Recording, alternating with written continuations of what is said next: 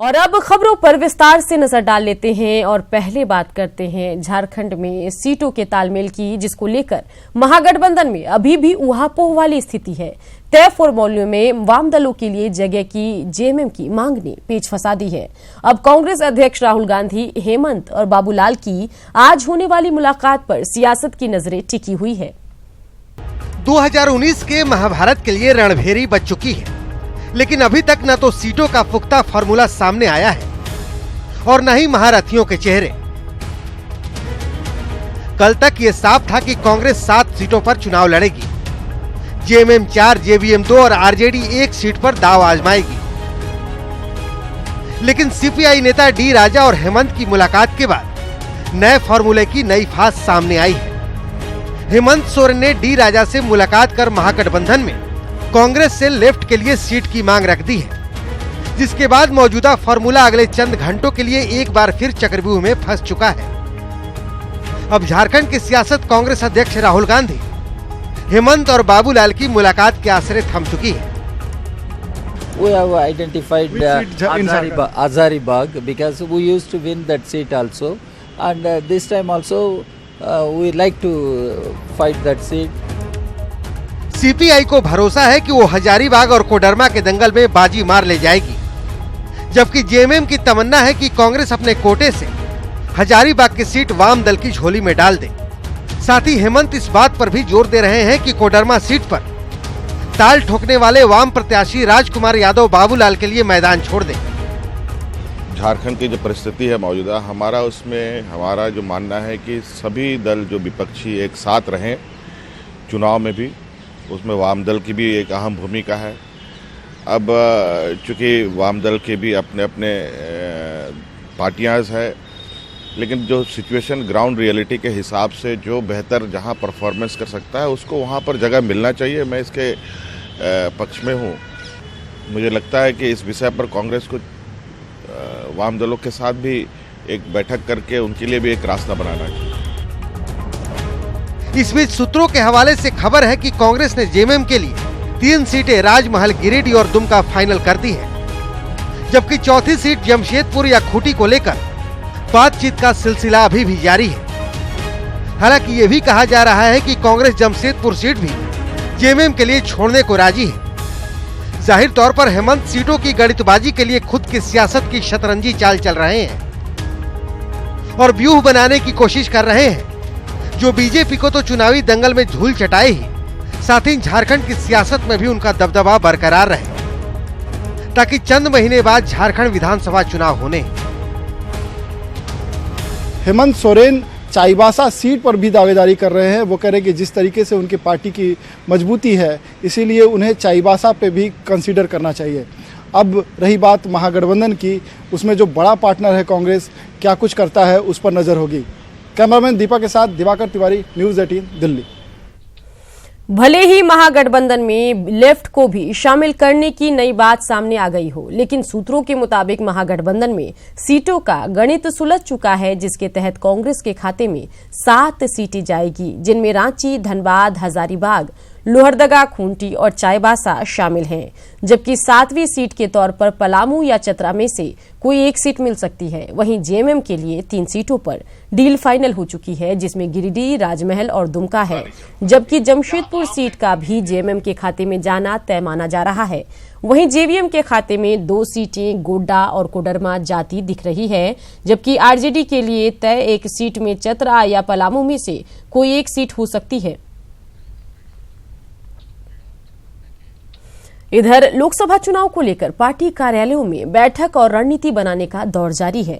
BJP प्रदेश कार्यालय में भी चुनाव समिति की एक बैठक आयोजित की गई। बैठक के दौरान पार्टी अधिकारियों और कार्यकर्ताओं को विभिन्न कामों के लिए जिम्मेदारियों का बंटवारा किया गया। लोकसभा चुनाव के मद्देनजर भाजपा ने तैयारी तेजी से शुरू कर दी है। इसको लेकर चुनाव प्रबंधन समिति की भी बैठक हुई। बैठक में आसन्न चुनाव के मद्देनजर पार्टी नेताओं को दायित्व दिया गया। इसके अलावा महत्वपूर्ण निर्देश दिए गए। प्रदेश अध्यक्ष लक्ष्मण गिलुआ ने बताया कि चुनाव में पार्टी मजबूती के साथ उतरने जा रही है। हम लोगों ने सबको जिम्मेवारी आज दिया है।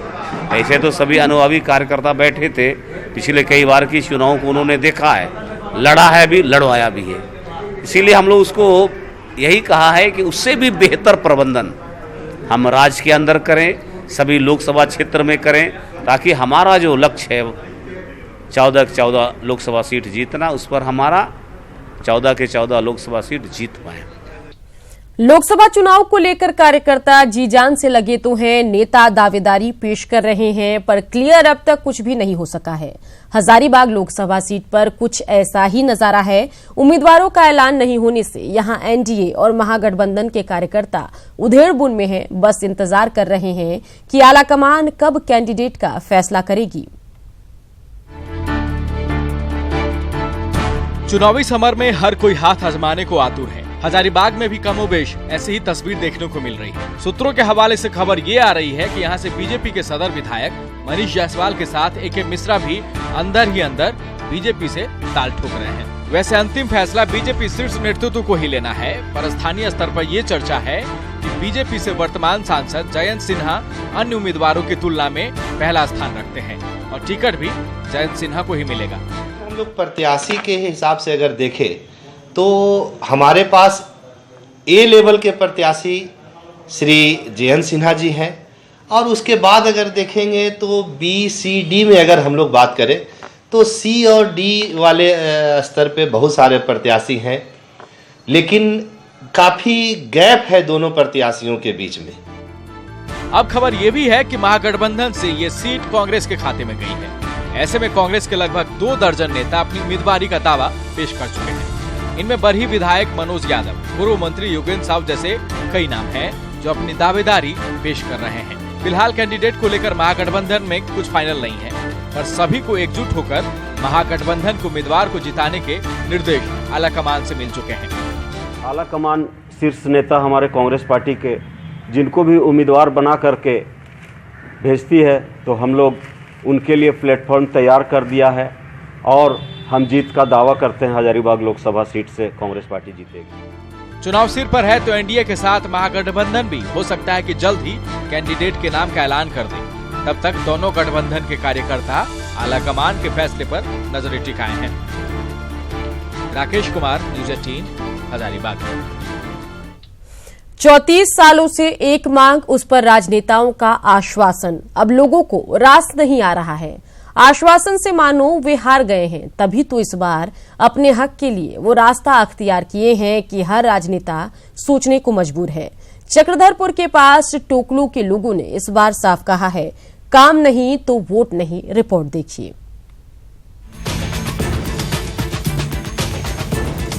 लोकसभा चुनाव के साथ जनता भी अपने हक के लिए हलकान होती है। इनका साफ अल्टीमेटम होता है कि मांगे मानिए तो ही वोट मिलेगा। टोकलो के लोगों के लिए ये लोकसभा चुनाव भी खास है। टोकलो को प्रखंड बनाने के लिए ये लोग सालों से मांग कर रहे हैं। आश्वासन तो हर बार मिलता है, हर किसी से मिलता है, पर चुनाव के बाद ये आश्वासन मानो दम तोड़ देती है। पर इस बार ये आश्वासन भर से नहीं मानने वाले। कहते हैं कि टोकलो को जो प्रखंड का दर्जा दिलाएगा, वोट उसी को मिलेगा। यहाँ के जनता को जागरूक होना है। जिन पार्टी को या जो प्रतिनिधि यहाँ का समस्या को समाधान करे तो उन्हीं को हम लोग वोट देने का विचार है। प्रखंड बनने से विकास के जो रास्ते बंद पड़े हैं उससे खुलने की उम्मीद यहाँ के लोगों की है। दरअसल टोकलो झारखंड बीजेपी के अध्यक्ष और सांसद लक्ष्मण गिलुआ का पैतृक गांव है। वे कहते हैं कि टोकलो के साथ पोडाहाट का कराईकेला और सारंडा के छोटा नागरा को भी इस लोकसभा चुनाव के बाद प्रखंड का दर्जा मिल जाएगा।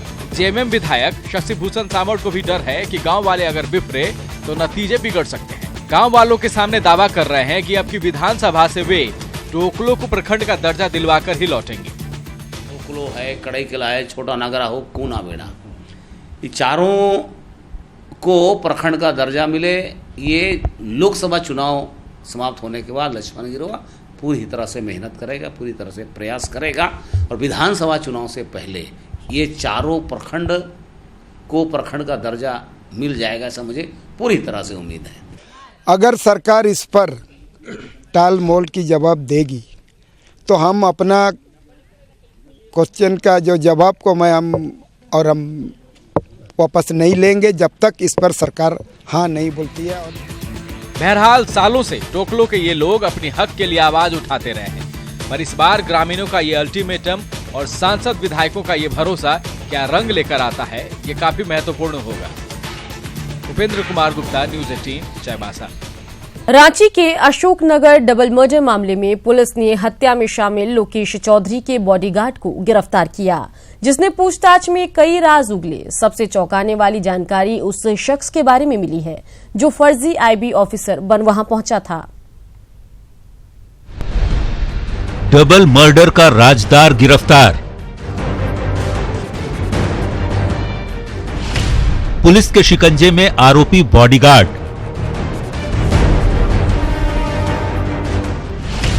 पूछताछ में मिले कई अहम सुराग। रांची पुलिस ने अशोकनगर डबल मर्डर केस में आरोपी बॉडीगार्ड सुनील सिंह को कोलकाता से गिरफ्तार किया है। आरोपी की निशानदेही पर लाइसेंसी पिस्टल और 19 गोलियां भी जब्त की गई हैं। तिवारी कितना गोली चलाया था लोग? सुनील जी तिवारी 2 गोली चलाया, 2 गोली और 2 गोली एमके सिंह चलाया। एमके सिंह कौन है?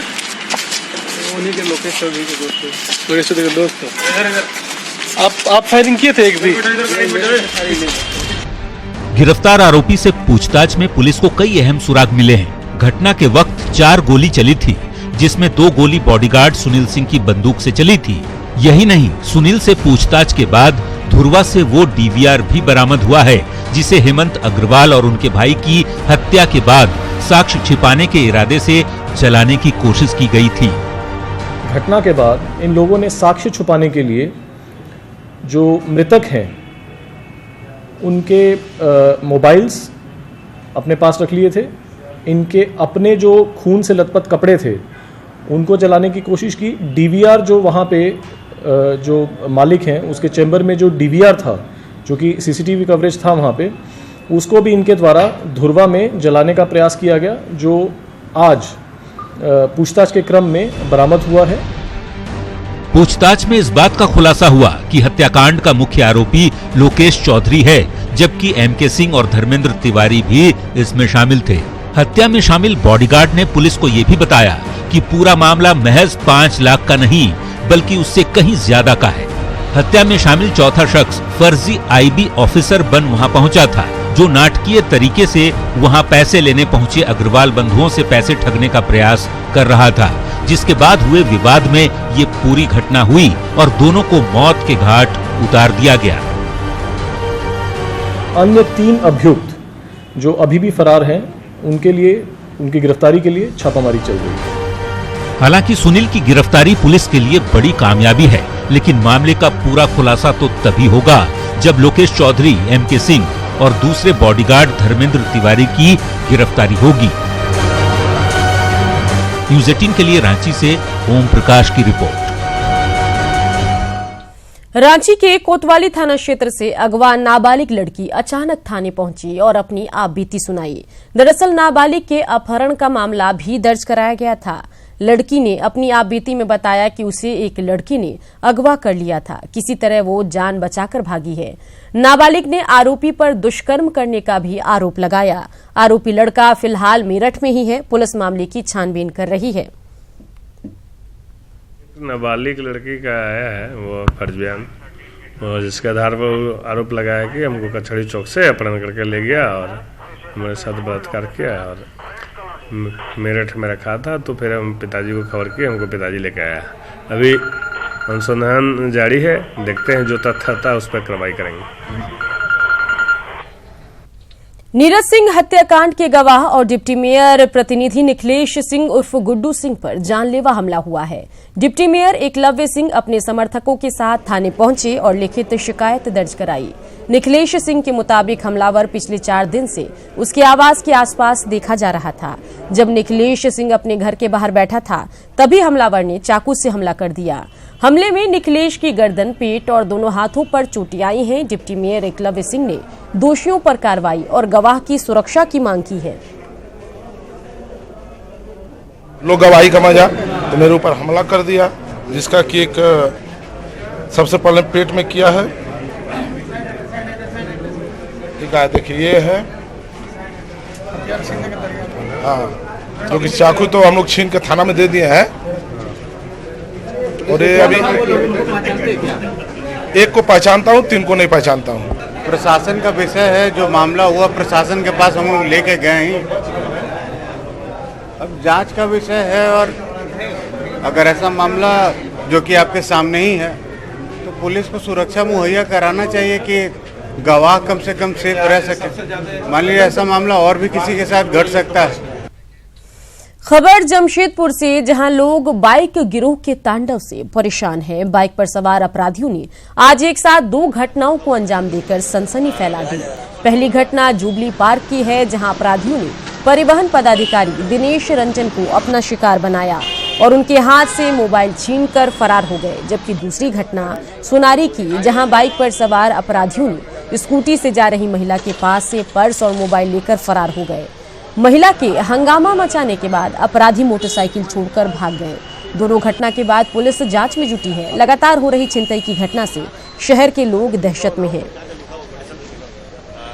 घटी है, फिर महिला के साथ एक अनजान व्यक्ति उसका पर्स और मोबाइल छिनतई करके भाग गया है। लेकिन पुलिस की तत्परता के कारण और पुलिस उस समय एक्टिव थी, पुलिस गाड़ी को देख के चोर जो है गाड़ी बाइक छोड़ के भाग गया है। और उसके बाइक से जो है अनुसंधान किया जा रहा है, चोर को पकड़ने का कोशिश किया जा रहा है।